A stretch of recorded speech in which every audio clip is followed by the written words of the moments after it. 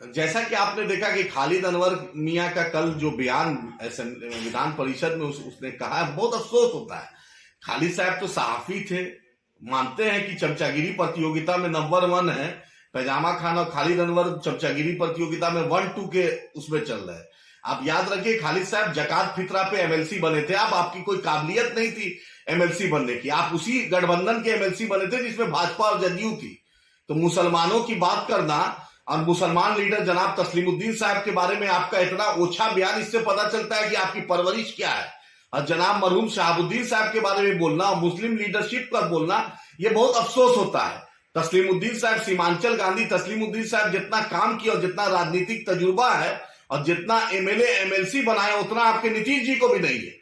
ये जान लीजिए, इतना चमचागिरी में अपने आप को खालिद साहब मत डुबा दीजिए। कुछ नहीं रिन्यूअल होने वाला है आपका, याद रखिएगा। ये जो गलतफहमी में अप्रैल तक बस है, उसके बाद पूर्व एमएलसी कहलाइएगा, मुसलमानों के बीच में नहीं जाइएगा। आप जैसे दरबारी के चक्कर में आपने पवन जायसवाल के लिए वोट मांगा था 2020 में, भाजपा का उसके लिए वोट मांगा था। उसके बाद आप नीतीश चमचागिरी यात्रा निकाले थे और मुसलमान को आप कहते थे एमआईएम बी टीम में। आपके मुंह पर आवाम दिखाएगी कि आप कितने बड़े दरबारी हैं और सरकार का क्या आप दलाली कर रहे थे। एमआईएम बी टीम है, एमआईएम बी टीम दिखती। आज भाजपा के गोद में बैठे हो, भाजपा के मदद से, भाजपा के सहयोग से, भाजपा के जरिए एमएलसी बने, जदयू भाजपा एमएलसी बने और आज भाजपा जदयू के एमएलसी बने हो और बोलते हो मुसलमानों को कि एमआईएम बी टीम है। और जनाब तस्लीमुद्दीन साहब के बारे में बोलते हो, मरहूम शहाबुद्दीन साहब के बारे में बोलते हो।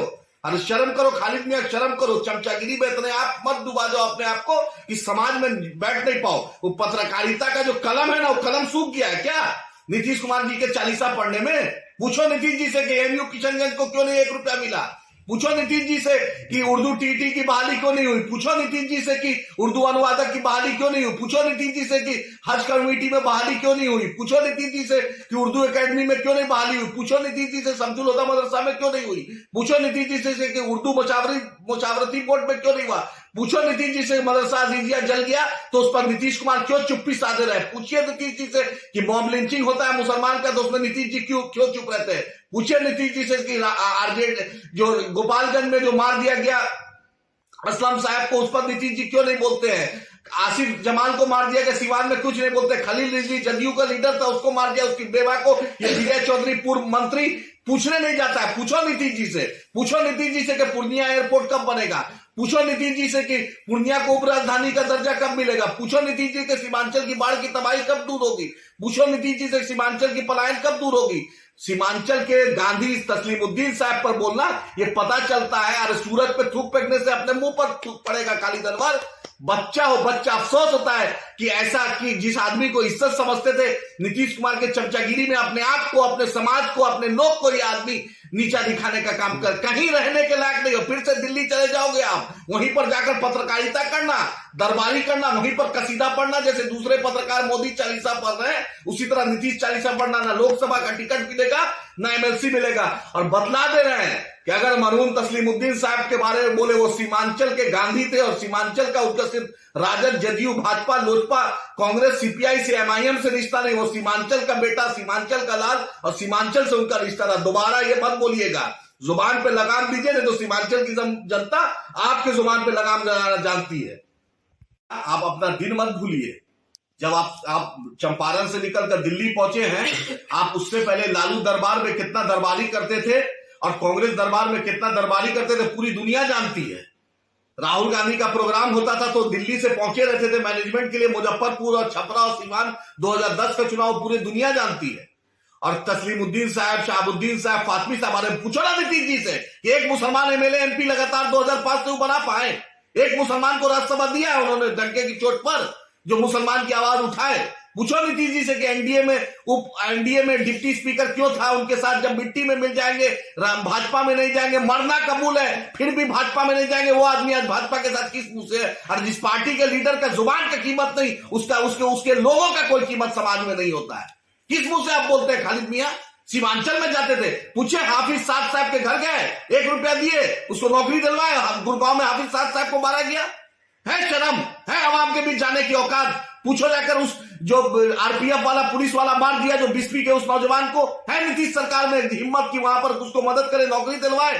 पूछो उससे, उस बेवा से जिसको समस्तीपुर में मारा गया, उसके घर वाले को, उसको देने की औकात है? मॉब लिंचिंग जो हुआ वहां गया में है हिम्मत उसको कुछ करने का? अरे एक मुद्दा पे तो आज तक कुछ बोले नहीं हो। नीतीश कुमार को खुश करने के लिए किसी भी हद तक आप चले गए।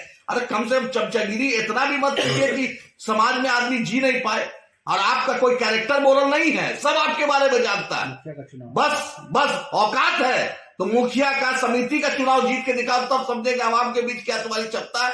और नीतीश कुमार जी के बैसाखी पे, लालू जी के बैसाखी पे, एमआईएम के बैसाखी पे, कांग्रेस के बैसाखी पे तो कोई भी चला सकता है। बतलाओ ना मुसलमानों के लिए आपने क्या किया? 6 साल कार्यकाल हो गया। अरे वली रहमानी साहब का सदका है, मुसलमानों का वो दीन बचाओ देश बचाओ तहरीक का सदका है जो एमएलसी बन गए। तुम्हारे में कोई काबिलियत नहीं था एमएलसी बनने की, कोई सलाहियत नहीं है, सिर्फ चमचागिरी कर सकते हो अखबार में। वो अखबार में भी सरकार से सिर्फ विज्ञापन ले सकते हो, उसमें भी क्षमता तुम्हारी नहीं है कि अपनी, तुम्हारे अखबार की भी सलाहियत नहीं है कि पूरे हिंदुस्तान में चले जाए। वो नीतीश जी को दिखाने के लिए और ज्ञापन देने के लिए ठीक है, विज्ञापन पैसा कमाने के लिए, लेकिन मुसलमानों की आवाज मुंह से नहीं निकलती है। हिम्मत चैलेंज करते हैं कि बतलाए नीतीश कुमार की सरकार में माइनॉरिटी का बजट कितना है, बतलाए कि हज कमेटी, आज वक्फ बोर्ड को कॉन्स्टिट्यूशनल स्टेटस नहीं मिला, राजमंत्री का दर्जा इरशादुल्ला मियां चमचागिरी करता है नीतीश कुमार का, लेकिन हिम्मत नहीं है कि राजमंत्री का दर्जा मिले। वही किशोर कुणाल जो है न्यास बोर्ड के अध्यक्ष, उनको राजमंत्री का दर्जा मिला हुआ है। शर्म है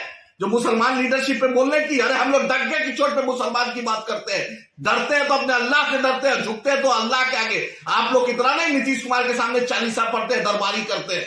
अभी भी शर्म करो, माफी मांगो, बिहार के लोगों से, मुसलमानों से माफी मांगो कि चमचागिरी बहुत ज्यादा हो गई थी। जिस तरह से सिकटा का तुम्हारा फिरोज मंत्री माफी मांगा था, उसी तरह आप भी माफी मांगो, तब समाज आपको कबूल करेगा। इतनी भी चमचागिरी मत करो। आपके बारे में पोस्टमार्टम करने लगेंगे तो अच्छे से हम पोस्टमार्टम करना जानते हैं।